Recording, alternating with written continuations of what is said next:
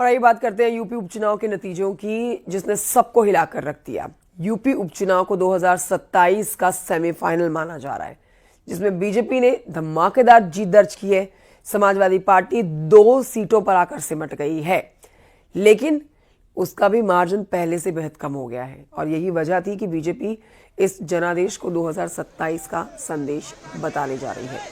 Deputy CM Keshav Prasad Maurya ही नहीं बल्कि CM Yogi Adityanath ने भी साफ कर दिया है कि 27 में करहल में भी कमल खिलाएंगे।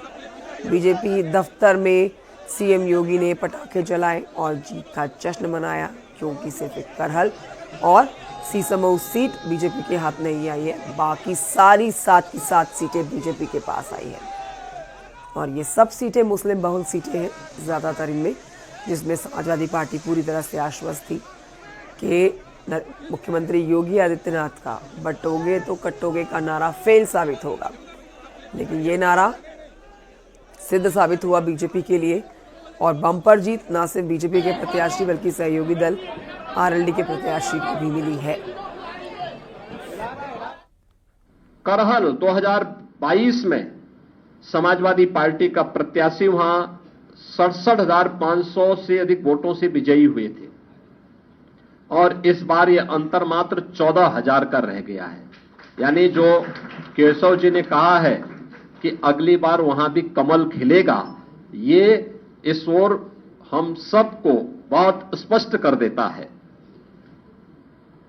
और मुझे बताते हुए प्रसन्नता है कि जो ये पूरा चुनाव हुआ है, भारतीय जनता पार्टी गठबंधन ने इस पूरे चुनाव में 52% से अधिक वोट प्राप्त किए हैं, यानी 50+ वोट पर बीजेपी प्रदेश में इस पूरे उपचुनाव को प्रदेश भर में जीती है।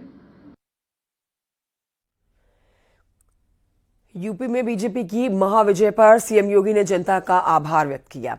इसके अलावा सीएम योगी ने जहां समाजवादी पार्टी पर निशाना साधा, तो वहीं महाराष्ट्र में हुई जीत को लेकर कहा, एक रहेंगे तो सेफ रहेंगे नारे पर ही देश की जनता ने मुहर लगाई है। जीत में सीएम योगी भी काफी खुश नजर आए और उन्होंने क्या क्या बड़ी बातें कही है, सुनिए।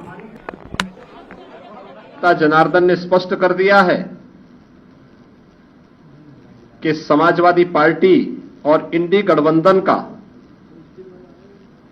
लूट और झूठ की जो पॉलिटिक्स है, अब इसके अंत की उद्घोषणा भी यह चुनाव है।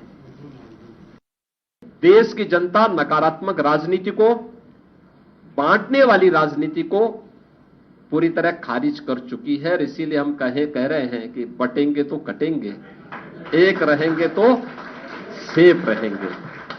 तो एक रहेंगे सेफ रहेंगे पर देश की जनता जनार्दन ने राष्ट्रीय एकता और अखंडता को मजबूती प्रदान करने के लिए, सुरक्षा और समृद्धि के लिए अपना जनादेश दिया है।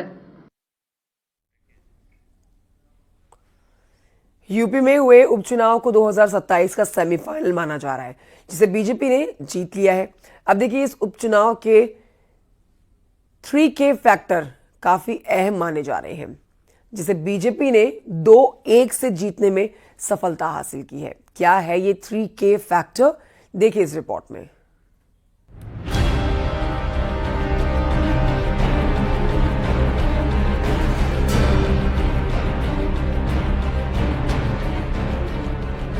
यूपी में 9 सीटों पर हुए विधानसभा उपचुनाव में बीजेपी ने शानदार प्रदर्शन किया है।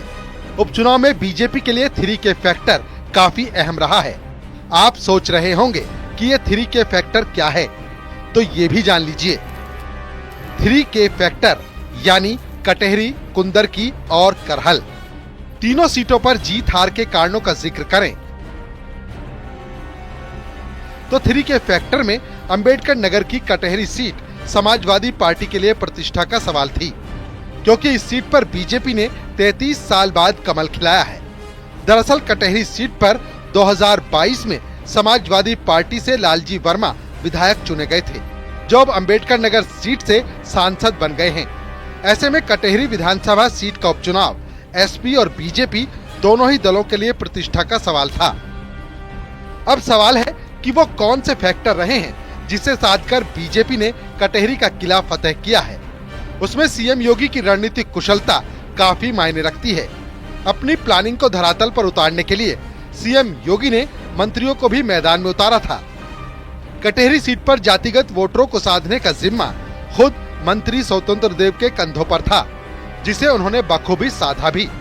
और कटेहरी सीट पर बीजेपी को 33 साल बाद जीत का स्वाद चखाया और समाजवादी पार्टी को उसके गढ़ में धूल चटाई। भारतीय जनता पार्टी ने उत्तर प्रदेश में उपचुनाव की 9 में से 7 सीटें जीतकर बेहतर प्रदर्शन किया। वहीं भारतीय जनता पार्टी की इस जीत में 3K का काफी अहम रोल रहा। 3K का मतलब कटेहरी, करहल और कुंदरकी की उपचुनाव की विधानसभा सीट। इसमें भारतीय जनता पार्टी ने जहां एक तरफ कुंदरकी में बड़ी जीत हासिल की, जबकि वहां पर जो जातीय समीकरण थे वो भारतीय जनता पार्टी के पक्ष में नहीं थे। भारतीय जनता पार्टी ने कुंदरकी की जो सीट है 30 साल से बाद जीती है, यानी कि 30 साल तक भारतीय जनता पार्टी इस सीट को नहीं जीत पाई थी। और अगर बात करें कटेहरी विधानसभा सीट की, तो कटेहरी में भारतीय जनता पार्टी ने संगठन में दक्ष, उत्तर प्रदेश में भारतीय जनता पार्टी संगठन के पूर्व प्रदेश अध्यक्ष और उत्तर प्रदेश सरकार में मंत्री स्वतंत्र देव सिंह को जिम्मेदारी इस सीट की दी थी। और कटेहरी में भी भारतीय जनता पार्टी ने जीत हासिल की। 3K फैक्टर में अगली सीट है मुरादाबाद की कुंदरकी सीट। कटेहरी की तरह यहाँ भी बीजेपी ने बड़ा खेला किया है। बीजेपी ने यहाँ भी असंभव को संभव कर दिखाया है और कुंदरकी सीट पर 31 साल बाद भगवा लहराया है। जिस विधानसभा क्षेत्र में 65% मुसलमान वोटर हैं, वहाँ बीजेपी ने बम्पर वोटों से जीत दर्ज कर साइकिल की हवा निकाल दी। इस सीट पर बीजेपी साल 1993 के बाद चुनाव नहीं जीत पाई थी, लेकिन सीएम योगी की विजयी प्लानिंग ने यहाँ भी समाजवादी पार्टी को मुंह की खाने पर मजबूर कर दिया। कुंदर की सीट पर सीएम योगी की रणनीति को जमीन पर उतारने के लिए 4 मंत्रियों ने मोर्चा संभाला था, जिसने समाजवादी पार्टी के किले को ध्वस्त कर दिया। जो मतदाता हमको वोट देते हैं उनको कई बार लाभ हम नहीं दे पाते हैं।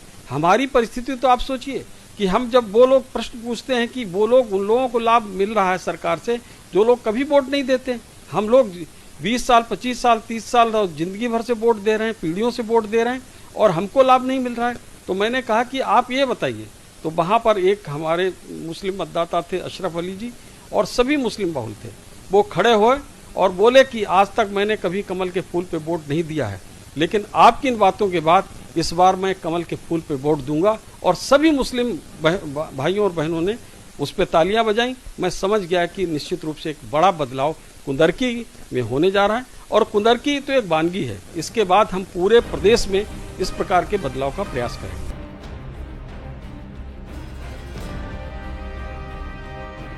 थ्री के फैक्टर में करहल ही वो सीट रही जिसे बीजेपी नहीं जीत सकी। साल 2012 से लेकर अब तक यहां लगातार एसपी जीत हासिल कर रही है और करहल में अखिलेश यादव ने जीत हासिल की, लेकिन 2024 के लोकसभा चुनाव में सांसद बनने के बाद सीट खाली हो गई थी और एक बार फिर से करहल का किला समाजवादी पार्टी ने जीत लिया।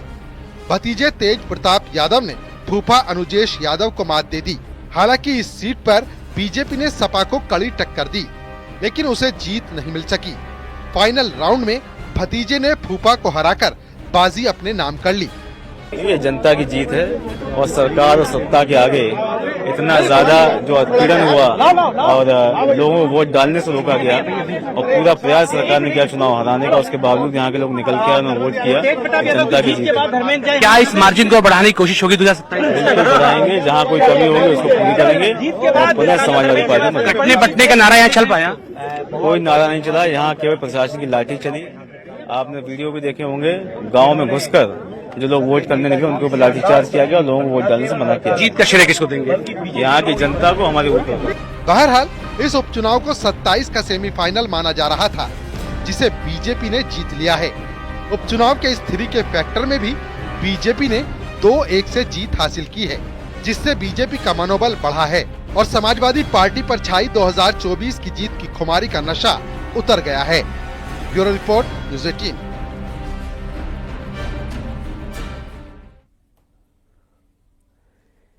लोकसभा चुनाव के बाद समाजवादी पार्टी जिस कॉन्फिडेंट में उपचुनाव लड़ रही थी, उस नतीजे बिल्कुल उससे उलट आए हैं। देखिए, जिस नतीजे का इंतजार कर रही थी समाजवादी पार्टी वैसे नतीजे बिल्कुल नहीं आए।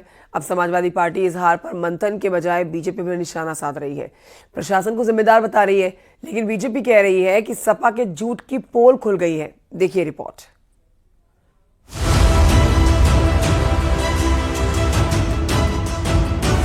लोकसभा चुनाव के बाद जिस कॉन्फिडेंस के साथ समाजवादी पार्टी 9 सीटों पर उपचुनाव के रण में उतरी, वो कॉन्फिडेंस ओवर कॉन्फिडेंस में बदल गया। जिस पीडीए के भरोसे समाजवादी पार्टी ने दांव खेला, वो काम नहीं आया और जिन 4 सीटों पर पिछली बार कब्जा था, उनमें से भी सीट गंवानी पड़ गई। करहल और सीसामऊ तो समाजवादी पार्टी बचाने में कामयाब रही, लेकिन कटेहरी और धुंधर की सीट हाथ से निकल गई। इस चुनाव में देखा गया, हम भी विधानसभा में गए, सीसामऊ में हम 5 दिन रहे, सभाएं भी किया और जनसंपर्क भी किया। और ये 9 चुनाव में ये चुनाव पहली बार है देश की आजादी के बाद, ये पहला चुनाव हमने देखा कि ये चुनाव लोकशाही बनाम तानाशाही। इस प्रकार की बातें केवल जब हारते तो फेस सेविंग के लिए कहते हैं और कुछ नहीं है। भारतीय जनता पार्टी शुचिता पारदर्शिता की हमेशा चुनाव के पक्षधर है। समाजवादी पार्टी को उम्मीद थी कि लोकसभा चुनाव की तरह उपचुनाव में भी बेहतर प्रदर्शन होगा। यही वजह थी कि हरियाणा चुनाव परिणाम को देखते हुए जिस इंडिया गठबंधन के साथ एसपी लोकसभा चुनाव लड़ी थी, उसको भी किनारा कर दिया। समाजवादी पार्टी ने सभी जगह अपने उम्मीदवार उतारे, लेकिन जितने फॉर्मूले सेट किए सभी फेल हो गए। सपा के पिछड़ने की क्या रही वजह, समझिए। Over confidence, PDA formula fail, उम्मीदवार चुनने में परिवारवाद, खराब सोशल इंजीनियरिंग, जातीय समीकरण न साध पाना, मुस्लिम ध्रुवीकरण पर जोर, ग्राउंड जीरो पर प्रचार में कमी। दरअसल लोकसभा में जीत के बाद समाजवादी पार्टी ओवर कॉन्फिडेंस में थी और चुनाव प्रचार में जो तेजी दिखनी चाहिए थी, वो दिखी नहीं। वहीं बीजेपी शुरू से ही एक्टिव थी। जिस पीडीए पर अखिलेश का फोकस था, उस पीडीए को एकजुट नहीं कर पाए। योगी के बटेंगे कटेंगे के नारे के बाद समाजवादी पार्टी हिंदू मुस्लिम के फेर में फंस गई। नारे की काट ढूंढने में समय बर्बाद कर दिया। उम्मीदवार चुनने में परिवारवाद को फोकस दिया गया। अधिकतर सीटों पर पिछली बार जीते उम्मीदवारों के परिवार के सदस्य को उतारा। ग्राउंड जीरो पर जिस तरह योगी आदित्यनाथ समेत बीजेपी के तमाम बड़े नेता उतरे, उस आक्रामक मोड में अखिलेश यादव प्रचार करने में चूक गए। यही वजह है कि आज बीजेपी ऑफिस में जश्न और उपचुनाव के रिजल्ट के बाद समाजवादी पार्टी के दफ्तर में सन्नाटा पसरा हुआ है। तो साफ साफ दिख रहा है कि भारतीय जनता पार्टी की नीतियां बिल्कुल स्पष्ट हैं, किसी को धोखा नहीं देने का काम करती। और लोकसभा के चुनाव में जिस तरीके से काट की हांडी इन्होंने चढ़ाई, जिस तरीके से आरक्षण के नाम पर, संविधान के नाम पर और खटाखट योजना के नाम पर इन्होंने भोली भाली जनता से वोट लेने का काम किया। अब कलई इनकी खुल गई है, हरियाणा में खुली है और उसके बाद महाराष्ट्र में खुली है और उसी तरीके से उत्तर प्रदेश की 9 विधानसभा के चुनाव में खुल चुके हैं। जीते तो हम 100% 9 की 9, लेकिन जिस तरह से तांडव किया, बेईमानी की, पुलिस का उपयोग हुआ, लोगों को वोट नहीं डालने के, कुदरकी में कम से कम 50,000 वोट ऐसा है जो वोटरों को डालने ही नहीं दिया गया। तो मीरापुर के विजुअल्स पूरे देश ने देखे। तो इस तरह के तांडव के बाद भी हम लोग बड़े वोटों से। जिस उपचुनाव को 27 का सेमीफाइनल माना जा रहा था, उसमें समाजवादी पार्टी फिर पिछड़ती दिख रही है। हालांकि बीजेपी का मनोबल जरूर बढ़ा है, लेकिन समाजवादी पार्टी को इस हार पर मंथन की जरूरत है, क्योंकि हर बार ईवीएम पर ठीकरा या चुनाव आयोग पर आरोप परिणाम को नहीं बदल सकते। Bureau report, news 18।